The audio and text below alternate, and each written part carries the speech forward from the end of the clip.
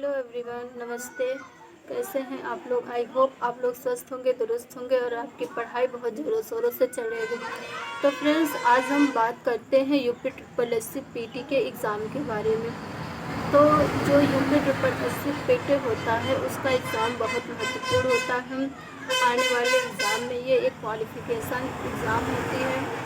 तो जो हमें बहुत इम्पॉर्टेंट होता है, तो हमें इसको लास्ट टाइम में कैसे रिवाइज़ करनी है, कैसे क्या करना है, इसके लिए मैं आज आप लोगों के साथ लाई हूँ 5 ऐसे टिप्स जिन्हें फॉलो करके आप अपने एग्ज़ाम में बेटर स्कोर कर सकते हैं।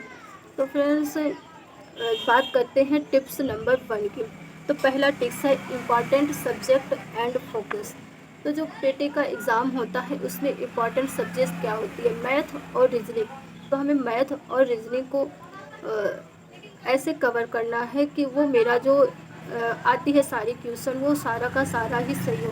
तो इसके लिए क्या करना है कि लास्ट टाइम में हमें रिवाइज़ करनी है। जो हमने बनाया है शॉर्ट नोट्स, उसको हमें क्या करनी है, रिवाइज़।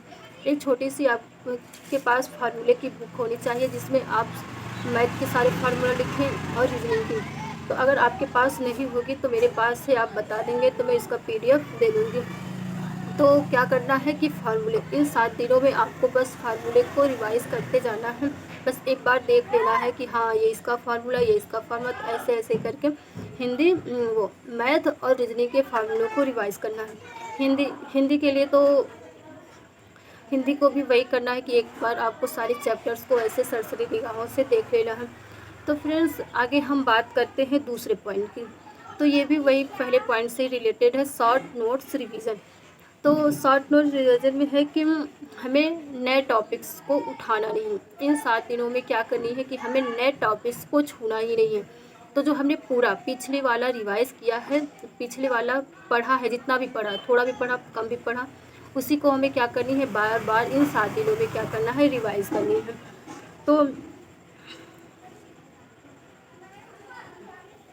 तो जो पढ़ा हुआ है उसी को बस रिवाइज़ करनी है।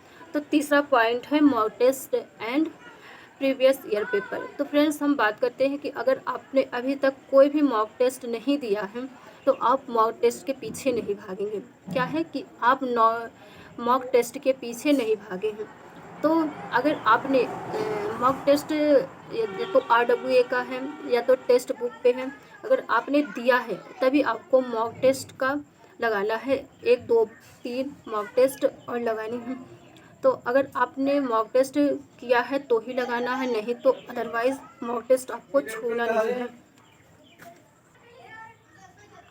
तो अगर आपने कोई भी मॉक टेस्ट नहीं दिया है तो आपको अब इन 7 दिनों में कोई भी मॉक टेस्ट नहीं लगानी है। हाँ, लेकिन एक RWA पे मिनी मॉक टेस्ट ग्राफ का आता है, वो आप लोग देख लीजिएगा। RWA ऐप खोलेंगे तो उसमें एक मिनी मॉक टेस्ट में ग्राफ आती है।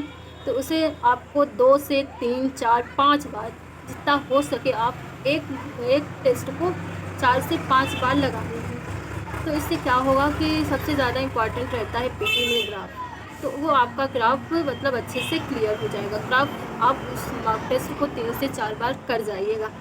तो अगले पॉइंट आता है टाइम मैनेजमेंट। नंबर 4 है टाइम मैनेजमेंट। तो हमें अपने एग्ज़ाम में कैसे टाइम को मैनेज करना है, कैसे क्या करना है, आपको ये करना होगा। तो सबसे पहले आपको उन सब्जेक्ट को सेलेक्ट करना है जो आपको आता है। जैसे आपको हिंदी आती है तो सबसे पहले हिंदी लगाइए। हिंदी के बाद आप GS पे नहीं जाएंगे। अगर आपको GS आती है तो GS लगाइए। अगर मैं बताऊं तो पहले हिंदी लगाइए, उसके बाद रीजनिंग लगाइए, उसके बाद मैथ लगाइए, उसके बाद आके आइए GS पे। क्योंकि GS की क्या होती है कि जो कुछ इम्पोर्टेंस चीज़ें रहती है उस टाइम हमें याद नहीं रहती, लेकिन जब हमारे माइंड पे वो प्रेशर होता है तो GS की बाद सारी चीज़ें हमें याद आने लगती हैं। तो फ्रेंड्स, ये है मेरा टाइम मैनेजमेंट करने का टिप्स। अगर आपके पास कोई टिप्स हो तो वो मुझे कमेंट बॉक्स में ज़रूर दीजिएगा। तो ये रहा टाइम मैनेजमेंट। इसके बाद आती है कि एग्ज़ाम के समय हम क्या करें और क्या ना करें। तो एग्ज़ाम के टाइम हमें क्या करनी है कि अपने सेहत का ख्याल रखना चाहिए।